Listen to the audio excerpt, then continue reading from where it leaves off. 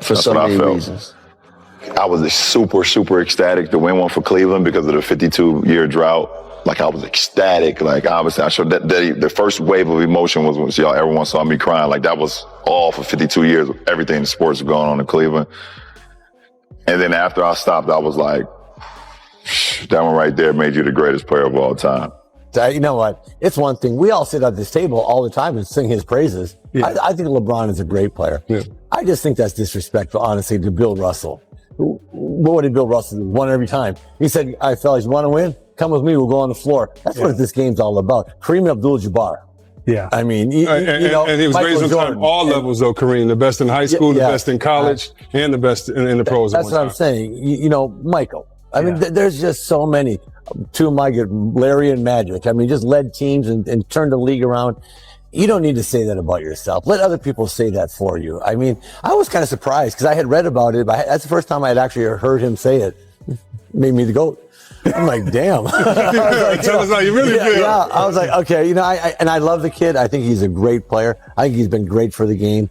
But let other people say that for you. To me, it's just disrespectful for a lot of people that came before you that were great players. And you said it to begin with, Chris. You can't compare eras and all that stuff. All these guys have been so great in their era. I just didn't like. I didn't like the way that sounded to me. Just didn't like it. You know, and everybody knows I love LeBron, but I'm gonna call time out on this one because and I'll speak definitely to LeBron, or I'll say it to his face. But you never. There's a certain thing about greatness that demands that you have humility with greatness. Now, I've never heard, even though we argue about Michael Jordan being the greatest of all time or Kareem Abdul-Jabbar being the greatest of all time, LeBron James being the greatest of all time, we have those arguments in debate. I have never heard Michael Jordan say he's the greatest of all time. Yeah. Even though he may think that, even though Kareem may think that, right? You just don't come out and say that. Now, in this era, you know, maybe it's okay for people to come out and say that.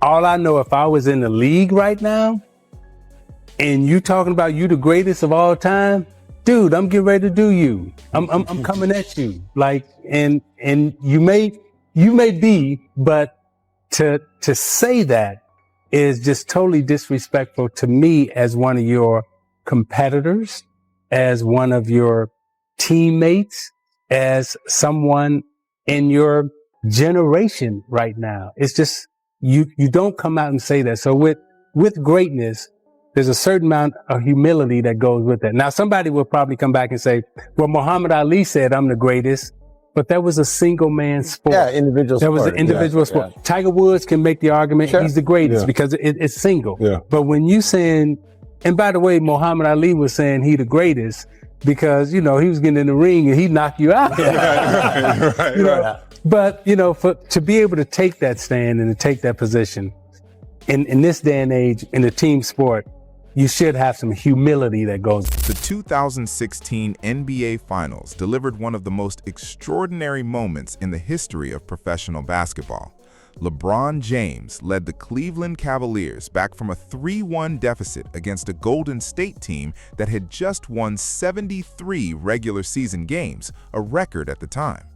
When the final buzzer sounded, LeBron stood at the center of a celebration that an entire city had waited decades to experience. Overcome with emotion in that moment, he made a statement that immediately dominated every sports conversation across the country. LeBron declared that the comeback had cemented his status as the greatest player to ever play the game. For some, it read as pure emotion from a man who had just accomplished something historic. For others, it opened the door to a debate that hasn't closed since. One of the most pointed responses came from Isaiah Thomas, who argued that the truly great ones never hand themselves that title. Thomas noted that legends like Michael Jordan and Kareem Abdul-Jabbar never publicly crowned themselves the GOAT. Their greatness was bestowed by the basketball world, not announced by the players themselves. That perspective added serious fuel to an already burning Jordan versus LeBron conversation. On one side stood Jordan, whose supporters point to universal recognition, championship dominance, and a legacy that needed no self-promotion. On the other stood LeBron, whose supporters highlight record-breaking longevity, statistical achievements, and sustained excellence across multiple generations of competition. What started as a reaction to one emotional post-game moment quickly evolved into something much deeper, a broader discussion about perception, legacy, and whether greatness is something a player claims for himself or something the game ultimately decides on his behalf. LeBron James has constructed a career that very few athletes in any sport can honestly compare themselves to. As the NBA's all-time leading scorer and one of the most complete playmakers the league has ever seen, he spent more than 2 decades performing at an elite level while continuously reinventing his game to stay relevant and dominant. His consistency, longevity, and list of accomplishments have secured his place among the greatest to ever compete at the highest level. And yet, for a significant portion of fans and former players, the GOAT conversation moves beyond what the stat sheet can measure. They point to something Michael Jordan carried with him that numbers simply cannot capture: a presence. Jordan's arrival in a building seemed to shift the entire atmosphere before a single point was scored. Opponents didn't just prepare for him as another elite player, they prepared for him the way you prepare for something unavoidable. Former NBA players have spoken at length about the psychological weight of facing Jordan, the pressure he created, the fear he instilled, and the way his reputation alone could alter the way a game was played before it even began. LeBron commands respect for everything he brings to the floor: his skill, his leadership, his basketball intelligence. But Jordan is often remembered for something that existed beyond all of those qualities. He carried an aura that made his greatness feel inevitable rather than debatable. Many who played in his era believe that aura was established long before anyone needed to have a public conversation about it. That's precisely why the Jordan and LeBron discussion so frequently drifts away from numbers and into the territory of influence, mystique, and lasting legacy. Jordan's supporters argue that his dominance created a level of fear in opponents that is rarely seen in professional sports at any level. LeBron's supporters respond by pointing to the scope of challenges he faced, the competition he navigated across different eras, and the unprecedented nature of what he built over a career that has lasted longer than almost anyone thought possible. The debate endures because both men built legendary bodies of work, just through very different paths and in very different ways. Those who argue for Jordan often start with the road he had to travel before reaching the top. It was not a smooth climb. Before he ever won a championship, Jordan had to go through the Detroit Pistons, a physical, bruising team led by Isaiah Thomas and Joe Dumars that turned every playoff series into something closer to a street fight. That alone would have broken lesser competitors. Once he finally broke through, the challenge didn't ease up. He went on to defeat some of the most formidable teams and players of his generation: Magic Johnson's Lakers, Clyde Drexler's Trailblazers, Charles Barkley's Suns, the Seattle Supersonics featuring Gary Payton and Shawn Kemp, and the Utah Dynasty built around Karl Malone and John Stockton. Elite players like Patrick Ewing, Reggie Miller, Alonzo Mourning, and Tim Hardaway also could not slow his rise. Jordan's supporters also emphasized that the era he competed in was physically demanding in ways the modern game simply isn't. Defenders were permitted far more contact, making it harder to dominate the way he consistently did. Despite all of that, Jordan walked away with 6 championships in 6 finals appearances, earning finals MVP every single time. That perfect record, 6 trips, 6 titles, 6 MVP awards, remains one of the most powerful arguments anyone can make in this debate. LeBron, for his part, has reached the finals more times than Jordan and has faced his own collection of powerhouse opponents, including the dynastic Golden State Warriors teams and elite San Antonio Spurs squads that pushed him to his limits.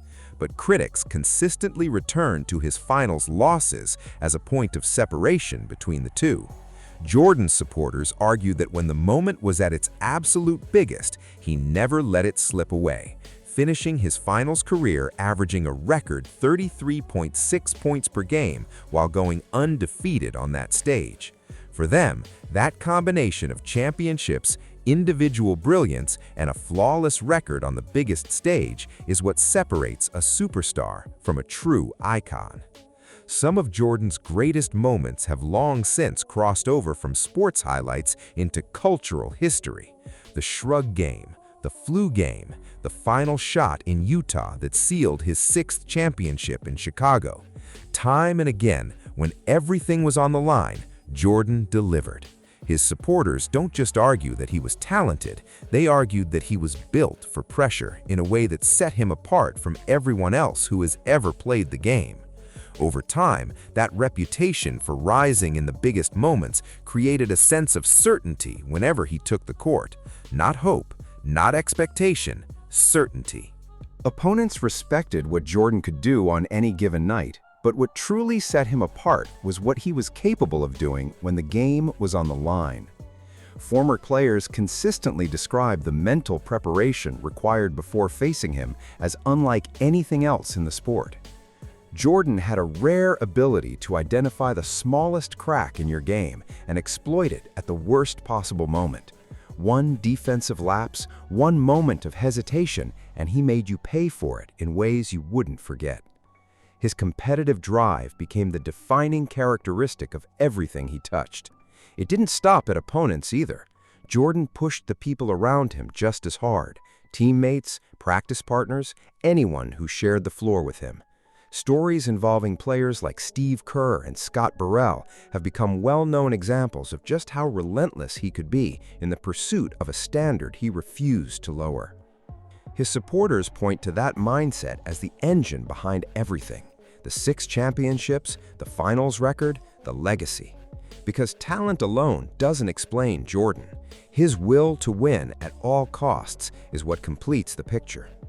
While LeBron is universally admired for his longevity, his leadership, and the breadth of his skill set, Jordan's supporters keep coming back to something different: the fear he generated, the intensity he carried, and a competitive edge that had no ceiling. To them, Jordan wasn't simply a great basketball player, he was a force that altered the energy of every arena he walked into, every game he played, and every opponent he lined up against. For a large portion of basketball fans and former players, Jordan's greatness was never really about the numbers. What made him genuinely singular was the effect he had on people, on the court and far beyond it. Opponents talked about facing him the way people talk about unavoidable forces. His presence alone shifted the atmosphere of a building before the opening tip. He represented the absolute ceiling of what competitiveness, confidence, and determination could look like in a professional athlete. But his influence didn't stay inside the lines. While Magic Johnson and Larry Bird played a crucial role in reviving the NBA and restoring its national relevance during the 1980s, Jordan took what they built and expanded it into something the world had never seen from a basketball player. Through his partnership with Nike and the birth of the Air Jordan brand, he became one of the most recognized human beings on the planet, not just one of the most recognized athletes.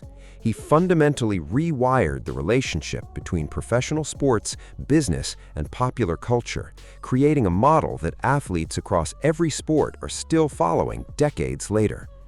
He didn't just sell shoes, he turned footwear into cultural currency and helped make basketball a truly global game.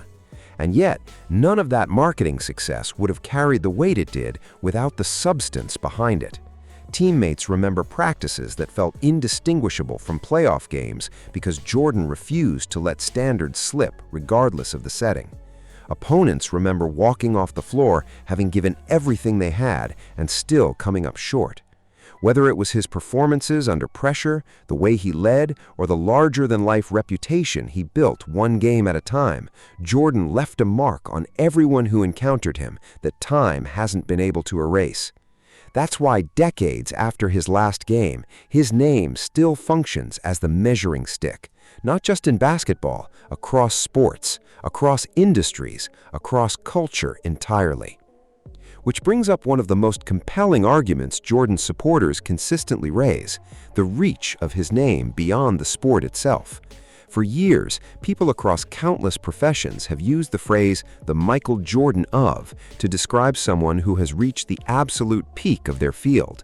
That kind of cultural shorthand doesn't happen by accident, and it doesn't happen for everyone.